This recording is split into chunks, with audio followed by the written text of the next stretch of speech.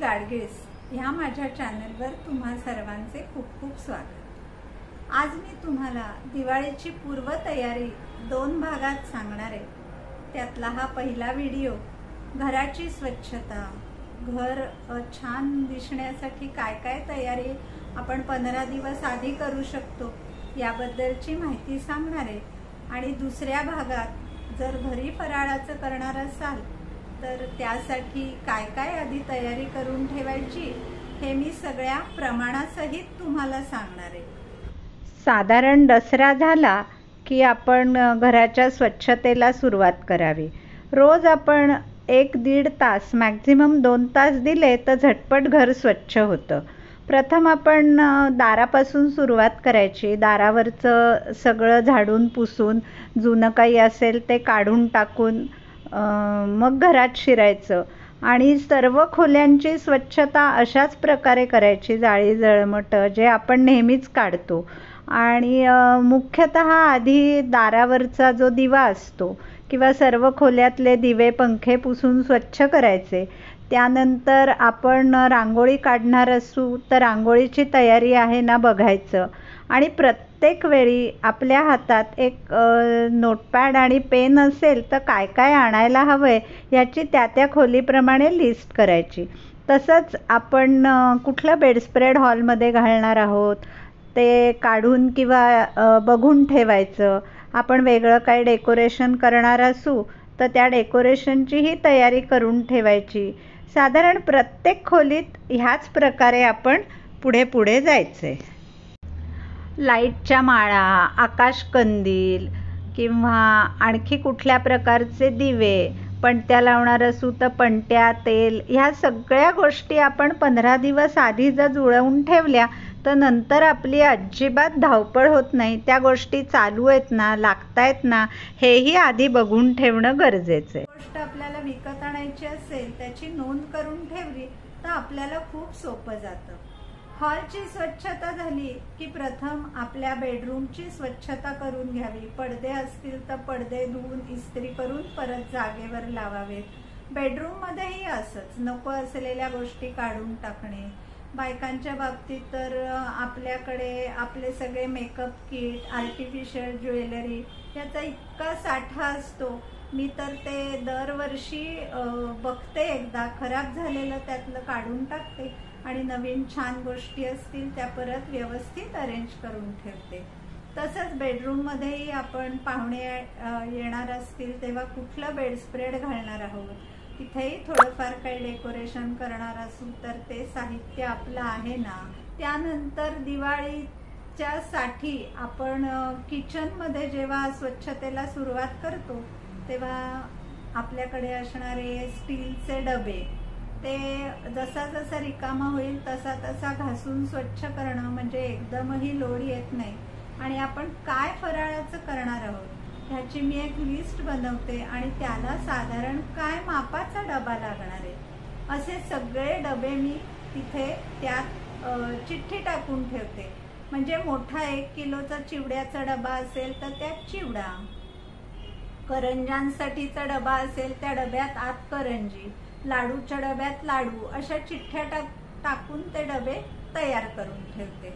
म्हणजे मग तो पदार्थ झाला की त्या डब्यात भरणं सोपं जातं। अनेक वेळा आपल्या फ्रीजमध्ये सुद्धा नको असलेले मसाले, नंतर एक्सपायर झालेल्या अनेक वेगवेगळ्या सॉसेसच्या बाटल्या, ही सगळी स्वच्छता तशीही आपण करतो।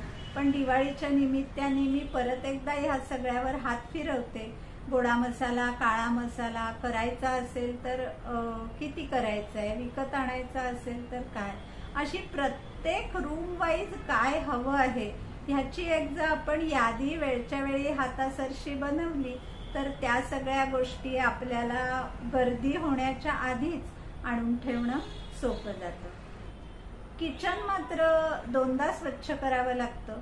पहिल्यांदा मी ही सगळी मोठी स्वच्छता करते आणि मी घरी फराळाचं करते त्यामुळे फराळ झाल्यावर किचन कट्टा जो असतो तो, त्याच्या मागची भिंत, सिंक आणि त्या आजूबाजूचा परिसर जो असतो तो मात्र मी फराळाचं झाल्यावर परत एकदा स्वच्छ करते।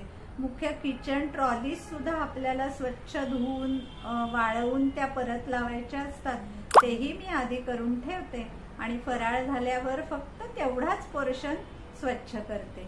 ही अशी तयारी तर करते. शिवाय दिवाळीत मी कोणाला जेवायला बोलवणार आहे, तेव्हा मेनू काय करणार आहे ह्याची पण लिस्ट करून शेजारी त्या मेनूतलं काय आणायला हवंय, तसंच त्यावेळेला मी काय कपडे घालणार आहे, काय दागिने घालणार आहे, बाहेर जाताना काय घालणार आहे याचीही लिस्ट करून रेडी करून ठेवते.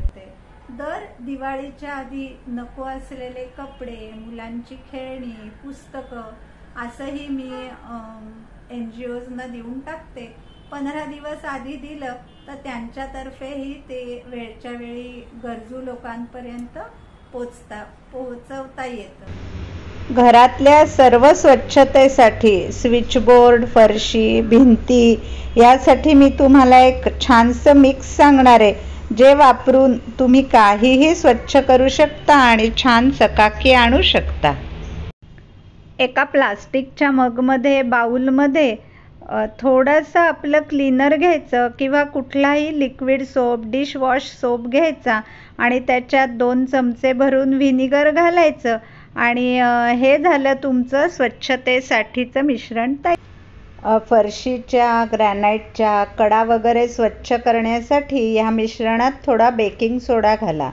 तर हे आहे आपलं जादुई मिश्रण, व्हिनेगर एनी सोप विथ बेकिंग सोडा. ह्यानी करा आपले सगळे घर झटपट चमचम.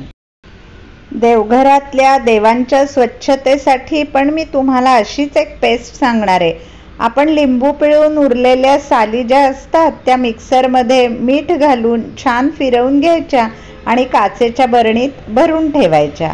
तर ही पेस्ट आणि त्याच्याबरोबर कोलगेटची पावडर किंवा कोलगेटची ट्यूब ही आपण देवांना आधी पेस्ट स्वच्छ चोळून लावायची, थोडा वेळ ठेवायची, धुवून टाकून मग पेस्ट किंवा पावडर लावून ठेवायची आणि जो बारीक बारीक कोरीव देव असतात ते पण ह्या पेस्टनी अतिशय स्वच्छ होतात.